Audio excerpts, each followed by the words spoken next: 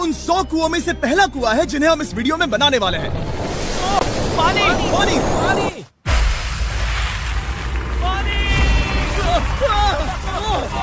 आपने अभी अभी केन्या के एक छोटे से गांव को पीने के पानी का अनलिमिटेड सप्लाई मिलते हुए देखा, वो भी सिर्फ 1 सेकंड में। अभी एक कुआं बना है और 99 बाकी है। आपको ये वीडियो बहुत पसंद आएगा। इन 100 कुओं को मिलाकर 5 लाख से ज्यादा लोगों को पीने का ताज़ा पानी मिलने वाला है। केन्या की इस साइट पर कुछ कुएं बनाने के बाद हम नाइरीरी स्कूल सिस्टम के साउथ में गए और कह सकते हैं कि उन्हें हमसे मिलकर बहुत खुशी हुई। क्या हाल है?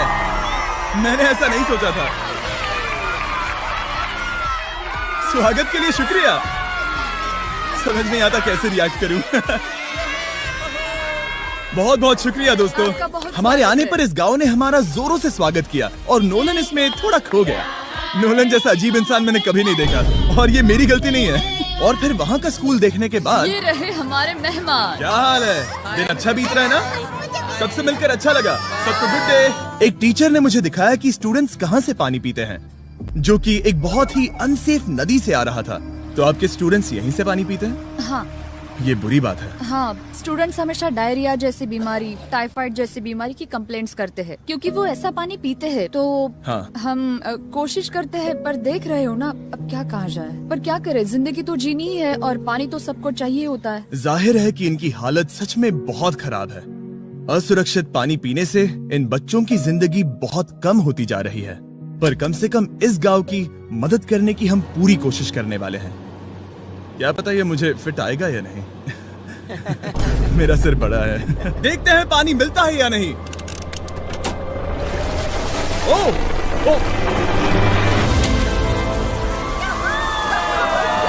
बारिश हो रही है, क्या नजारा है। पानी जमीन से बाहर आने के बाद उसे ऐसे बैरल्स में इकट्ठा किया गया और बैरल्स को वाटर टावर्स पर लगाने के बाद आसपास के गांव के लोगों के पास सिर्फ पीने के लिए साफ पानी ही नहीं था, पर एक प्रेशराइज्ड वाटर सोर्स भी था, जिसका मतलब है कि लॉन्ड्री के लिए सुरक्षित पानी भी मिलेगा। और खींचो। मुझे बताओ ये नोलन की मॉम से कितना हैवी है?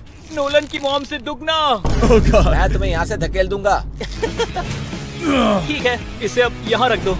हमने केन्या में और 20 कुएं बनाए और उसके बाद इसके जूते में भी कुआं डोंट है। वरी, मेरे दूसरे जूते में भी पानी है। मैं बताता हूँ कि हमने ये 29 कुएं कैसे बनाए। इस विशाल सी ड्रिल से जमीन में सैकड़ों फीट गहरा गड्ढा किया, वो भी पॉल्यूटेड सोर्सेज से होकर सीधे विशाल से पीने लायक पानी तक। उसके बाद हमने पाइप्स इंस्टॉल किए ताकि लोग पूरे अफ्रीका में इन हैंड पंप से पानी ले सके और नाइरीरी में भी। इसे टेस्ट करके देखते हैं। पानी जैसा है। मुझे इस 5 गैलन ड्रम को भरने के लिए 5 मिनट लगे। इससे एक दिन में कितना पानी मिल सकता है? 3600 गैलन एक दिन में। ये न केवल स्कूल के 400 बच्चों को कवर करेगा, बल्कि स्कूल के आसपास के गांव वाले भी इसका अच्छे से इस्तेमाल कर सकते हैं। पानी के लिए शुक्रिया आपका। कोई बात नहीं। ये पंप नॉन स्टॉप 30 सालों तक चल सकता है। आपको लग रहा होगा कि इस तरह का बड़ा काम करने के लिए एक बड़े गवर्नमेंट की जरूरत पड़ेगी, पर ये सच नहीं है। ये प्रॉब्लम सुलझाना बिल्कुल मुमकिन है और ऐसी चीजें करने के लिए इंसानियत को आगे आना ही चाहिए। आपकी कामयाबी का राज क्या है? सच कहूँ तो ऐसा कुछ खोजो जो तुम्हें करना पसंद है, उसे लंबे समय तक करो और तुम्हें कामयाबी जरूर मिलेगी। मैं इसे बहुत करीब लाने वाला हूँ, देख रहे हो? मजेदार है ना? जरा ऊपर देखो, वो रिकॉर्ड कर रहा है। ठीक है, मैं इसे करीब लाने वाला हूँ। ठीक है। हाँ, तुम खुद को देख सकते हो। हम इस गाँव के लिए भी कुआं बना पाए, इस गाँव के लिए भी और इन दूसरे 12 गाँव के लिए भी। और जब हम ये पंप्स लगा रहे थे, तब हमने यहाँ के एक स्कूल को नए कंप्यूटर से अपग्रेड भी कर दिया। बच्चों को ये कैसा लगा? शुक्रिया, सच में उन्हें ये बहुत पसंद आया। खुशी है कि सब ठीक से हो गया। हमने क्लासरूम्स में नया फर्नीचर भी लगाया, उसके साथ कुछ शेल्व्स नई बुक्स के साथ, और सभी स्टूडेंट्स को एक फुटबॉल भी दिया। थैंक यू मिस्टर बीस, थैंक यू। यहाँ तक कि सभी क्लासरूम्स में नए व्हाइट बोर्ड्स और प्रोजेक्टर्स भी लगाए। आप सबको ये प्रोजेक्टर पसंद आया? हम चौक का इस्तेमाल कर रहे थे जिससे बहुत डस्ट होता था, लेकिन आज सब कुछ साफ है। हमें इस बात की खुशी है। कोई बात नहीं, इतना तो कर ही सकते हैं। पर जब हम 45वें कुएं की साइट पर गए, तब एहसास हुआ कि वहाँ का हाल और भी बुरा है। जब भी उन्हें पानी की जरूरत पड़ती थी, तब उन्हें जंगल से 1 मील खतरनाक रास्ता तय करके जाना पड़ता था, जो एक विशाल सी पहाड़ी से जाता है। मैं जल्दी उठता हूँ, लगभग सुबह 4 बजे, ताकि मैं स्कूल के लिए पानी ला सकूँ। यहाँ से पानी निकालना सेफ नहीं है। ये जगह बहुत स्लिपरी है, जिससे किसी को चोट लग सकती है। हमने उनके कुएं पर काम करना शुरू किया, तब उन्होंने मुझे दिखाया कि वो पानी कहाँ से निकालते थे। आपको दिन में ऐसे कितने चक्कर लगाने पड़ते हैं? 2 बार। दिन में 2 बार? ओह वाह, तो एक आम स्टूडेंट ऐसा ही कुछ ले जाता है? ओह गॉड, अगर 200 स्टूडेंट्स ऐसा रोज करते हैं तो ये कितना मुश्किल होगा? बहुत मुश्किल हो सकता है।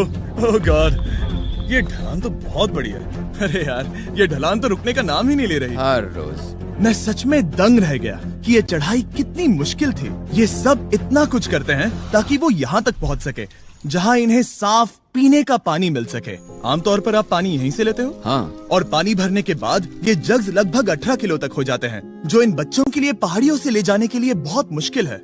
लेडीज आराम से ये 2 उठा सकती ओह, हैं। तो मैं अभी जरूर ले जा पाऊंगा। और एक बार हमने जग्स भर लिए, उसके बाद वक्त था वापस ऊपर जाने का। जल्दी करो, चलते हैं। इससे तो पसीना भी नहीं आ रहा है। मैं ले लूंगा। और अब घंटों तक असुरक्षित पानी को इकट्ठा करने के बजाय उनका नया पंप स्कूल के बस 10 फीट दूर था, तो अब ये यहाँ से पानी ले सकते हैं। बहुत थक गया। और फिर हम गए हमारे अगले गांव में, जहां हमने बनाया हमारा 46वां कुआं। पर हमें एक प्रॉब्लम से गुजरना पड़ा। हमने देखा कि ये गांव आधे से बटा हुआ है, वो भी इस खतरनाक सी नदी से। ये अभी इतनी खतरनाक नहीं लगेगी, पर जब बारिश का मौसम आता है, पानी ऊपर तक आकर इस पुल को पूरी तरह से निगल लेता है। और ये पुल इसलिए इतना जरूरी है क्योंकि वहाँ जो गांव है, वहीं पर सभी हॉस्पिटल्स और स्कूल्स हैं, इसलिए यहाँ से रोज गुजरना पड़ता है। ये खतरनाक है, लेकिन इस पुल के अलावा इनके पास और कोई ऑप्शन नहीं है। जब ये नदी उफान पर होती है तो ये किसी को भी बहा ले जाती है, लोग, स्टूडेंट्स, यहाँ तक कि जानवर भी। हाल ही में इस नदी को क्रॉस करने की कोशिश में हमने 3 लोगों को खो दिया। इस तरह किसी की जान जाना पागलपन है और हम इसे स्वीकार नहीं कर सकते। और जिस पल हमने इस बारे में सुना, तब हमें मदद करनी ही पड़ी। तो पंप तक जाने वाले पुल को जब हमने ठीक करना शुरू किया, तब हमने केन्या से 2000 मील दूर जिम्बाब्वे देश का भी सफर तय किया। अफ्रीका में आए 1 हफ्ते से ज्यादा हो गया है और अब भी कई पंप्स लगाने बाकी हैं। तुम में से बदबू आ रही पर है। मैंने सुबह ही शावर लिया था। बात होते ही मैं हाथ नीचे ले लूंगा। इस काम के लिए मैं तुम दोनों पर भरोसा कर सकता हूँ? हाँ। हमें सबसे पहले एक लोकल हॉस्पिटल की जांच करनी थी, जहाँ साफ पानी की सख्त जरूरत थी। अंदर जाने पर हमें पता चला कि इस क्लिनिक की इस गांव को कितनी जरूरत थी। 1 साल में यहाँ पर कितने बच्चे जन्म लेते हैं? 1 महीने में करीब 50। इसका मतलब 1 साल में पूरे 600। वाह! पर दुख की बात यह है कि इन प्रेग्नेंट महिलाओं को सिर्फ पानी लाने के लिए 1 मील तक जाना पड़ता है और इन भारी बकेट्स को लेकर वापस आना पड़ता है। पर अच्छी खबर ये है कि हमने इनकी पैसों से मदद की यहाँ पर एक मॉडर्न पंप लगाने के लिए। संभाल के, ठीक से पकड़ो। और अब बस देरी थी इसे शुरू करने की। ठीक है नोलन, क्या तुम तैयार हो? मैं तैयार हूँ। ओवर। मुझे एक ड्रामेटिक जूम इन दो। नोलन, मैंने बटन दबा दिया है, ये काम कर रहा है?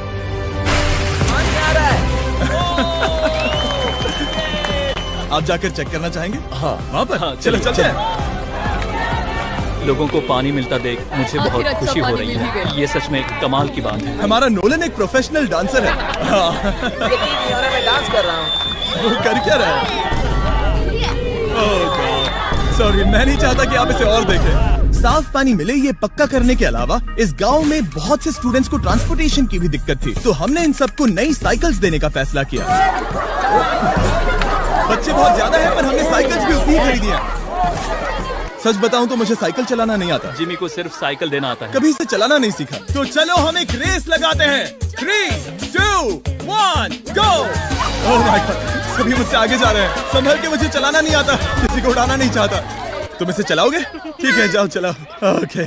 और इन्हें साइकिल्स देने के बाद हमने तब तक पंप्स लगाए जब तक हम पहुंच गए कुआं नंबर 69 तक। ये कुआं सोलर पावर्ड है, जो गांव के किसानों के लिए खास बनाया गया है, ताकि इनकी फसलों और जानवरों को जरूरत से ज्यादा पानी मिल सके। चाहे गर्मी हो या फिर बिजली ना हो, इससे कोई फर्क नहीं पड़ेगा। और एक पैनल है 200 वॉट्स का, जो एक पंप से जुदा है। ये पंप हर घंटे 5000 लीटर पानी खींच सकता है। बेसिकली ये अनलिमिटेड पानी का सोर्स है इस पूरे गाँव के लिए।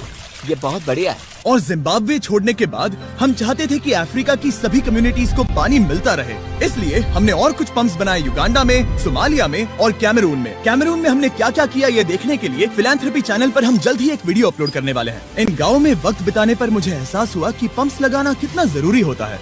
कैसे ये खेती को पानी देते हैं, भूखे का पेट भरते हैं, कैसे ये हॉस्पिटल्स को साफ सुथरा रखते हैं और सबसे जरूरी कैसे ये आने वाले पीढ़ी के बच्चों के लिए लंबी और हेल्दी जिंदगी जीने में मदद करते हैं और इससे कम्युनिटीज का भविष्य भी सेफ हम होता है। बहुत समय से इंतजार कर रहे हैं साफ पानी के लिए। Water is life. और कुछ लोकल लोगों की मदद से हमने आखिरकार ये पुल पूरा कर ही लिया, जिसे ये कम्युनिटी अगले 100 सालों तक इस्तेमाल कर सकती है। कई जिंदगियां बचेगी, परिवार एक साथ आएंगे, परेशानियां चली जाएंगी। इस वीडियो में हमने जो 100 पंप्स लगाए हैं वो कई जिंदगियां बदल देंगी, पर ये काफी नहीं है। इसीलिए मैं चाहता हूं कि आप जाने से पहले beachphilanthropy.org/wells पर जाएं और मुमकिन हो तो पैसे डोनेट करें। मैं सच कह रहा हूं, हमें इस वीडियो से एक पैसे का भी फायदा नहीं हो रहा है। इस वीडियो से जितने भी पैसे आएंगे वो 100% इन पंप्स को बनाने में खर्च होंगे, वो भी पूरी दुनिया में। पता है ये अजीब है कि एक यूट्यूबर को ये सब करना पड़ रहा है, पर किसी को तो करना ही होगा। अगर कोई नहीं करेगा तो हम ये करेंगे ही। आप देख सकते हैं इस काम से कई कम्युनिटीज की जिंदगियां बदल रही हैं। और फाइनली 100वां पंप। ओह माय गॉड, मुझे माफ करना। Please subscribe to my channel. Please do watch my other videos. Thank you.